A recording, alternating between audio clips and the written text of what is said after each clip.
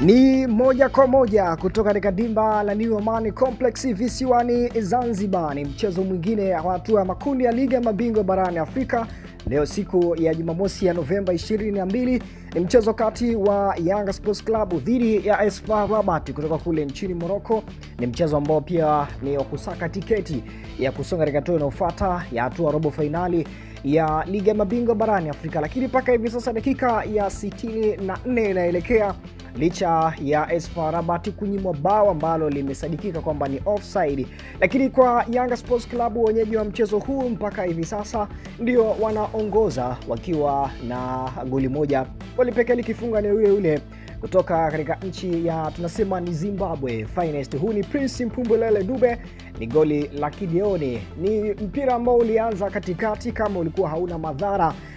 Pasi kutoka kwa Zanzibar Finest kiungo Mudathir Yahya Abbas akaweza kupiga mpira ule ni kama penetration pasi, na Prince Mpumbelele Dube akaweza kufikia mpira ule na kuweza kwenda nao na kuweza kuingia nao kabisa na kudribble na kuingia nao hadi katika box zone ya goalkeeper ama goli la AS FAR Rabat, huku mlinda mlango licha kutokea, lakini Prince Mpumbelele Dube akaweza kuchagua upande wa kushoto licha mlinda mlango kufuata mpira ule, lakini kamuia vigumu kuweza kufikia mpira ule. Na mpaka hivi sasa dakika 75 Yanga anaongoza goli moja licha goli pekee la AS FAR Rabat kuweza kukataliwa. Mpira ambao ni wa set pieces, mpira wa foul ambao umepigwa na AS FAR Rabat, na mpira ule ukaweza kuingia katika box zone, lakini baada kupiga free head hapo mchezaji wa AS FAR Rabat, lakini kwa mujibu wa mwamuzi line 2 akaweza kusema kwamba ni offside na hivyo kuweza kukataliwa. Lakini kwa upande wa benchi la AS FAR Rabat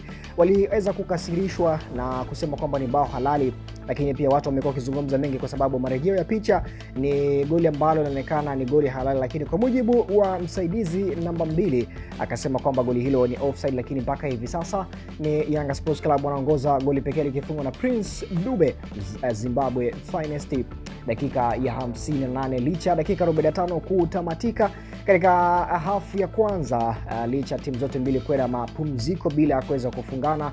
Lakini baada ya kurejea dakika 45 za kipindi cha pili katika dimba la New Amaan Complex visiwani Zanzibar, shangwe liliendelea kwa mashabiki wa Young Africans. Lakini dakika ya 58 Zimbabwe Finest anawaamsha tena mashabiki wa Young Africans na kuwapa matumaini kwamba bado tupo na tuna uwezo wa kuweza kupindua meza na kufanya vizuri katika uwanja huu wa nyumbani, ambao kwa Young Africans wanatumia uwanja wao wa nyumbani katika uwanja huu wa New Amaan Complex Stadium visiwani Zanzibar. Je, mechi hii tatamatikaje? Je, AS FAR Rabat watakuja na kusawazisha goli lingine licha goli lao kuweza kukataliwa, ama goli hili litabaki mpaka dakika 90?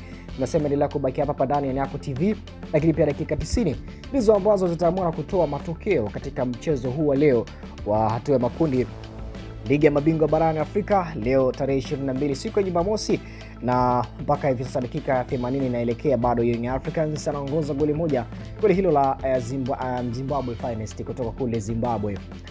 Prince Mpumbelele Dube licha pia kuwepo kufanya vizuri katika mechi za ligi kuu, lakini kimataifa amehakikisha anafuta yale makosa ambayo amekuwa akizungumzika midomoni mwa mashabiki wa Young Africans. Hii ni Nyako TV, kama hujasubscribe ni kwamba bonyeza neno la subscribe, lakini pia usiache kubonyeza alama ya kengele ili wa kwanza kupata taarifa zetu zote za kimichezo.